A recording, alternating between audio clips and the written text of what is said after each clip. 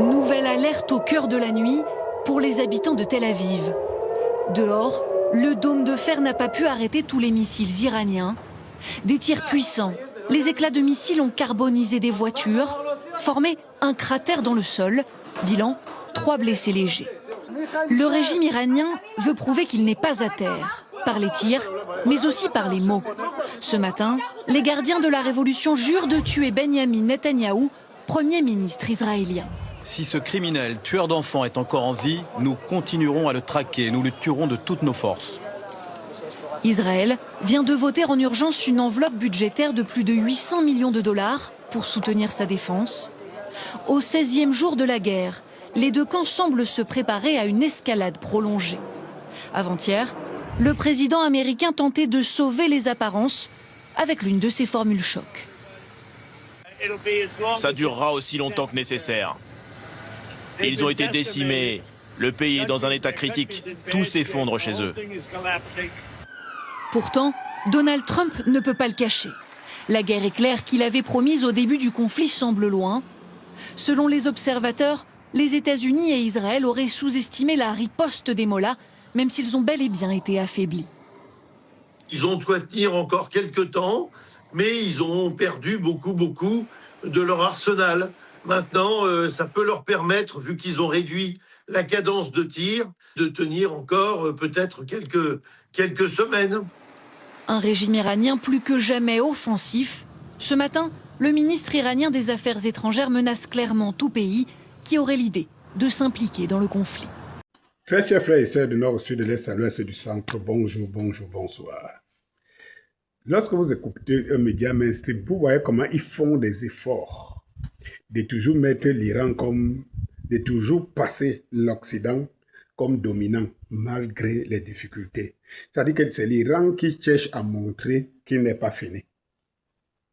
Si vous regardez Israël aujourd'hui, vous regardez l'Iran, donc, qui a subi une coalition de 2 puissances, la première et la 7e, 2 puissances, avec ce qu'ils ont de bombes les plus... Il n'y a pas autre chose que les Américains et les Israéliens ont montré qu'ils ont, et qu'ils n'ont pas encore fait en Irak.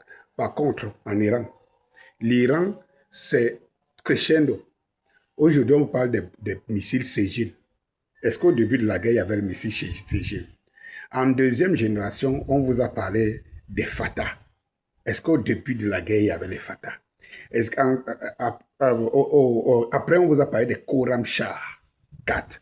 Est-ce qu'au début, il y avait... Ça veut dire que c'est l'Iran qui monte en puissance, pendant que les autres n'ont que la masse. Aujourd'hui, ça veut dire qu'il faut racler, il faut aller prendre au Japon, il faut aller prendre ici, il faut racler partout aux États-Unis et tout. Mais c'est l'Iran qu'on présente d'affaibli. Comment quelqu'un qui est affaibli tous les jours vous surprend avec les nouvelles armes, alors que vous n'avez plus rien à proposer? Vous ne pouvez que jouer sur le temps. C'est vous qui pouvez jouer sur le temps. Et c'est pour ça que l'Iran ne vous laisse pas le temps.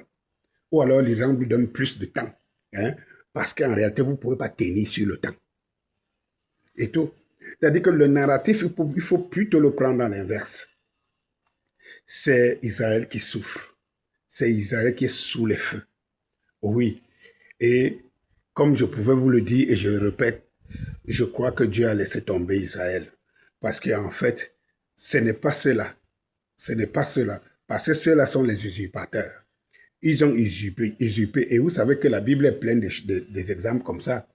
De ce fils donc, qui servait le père, qui allait, je ne sais pas, où à la cueillette ou à la chasse.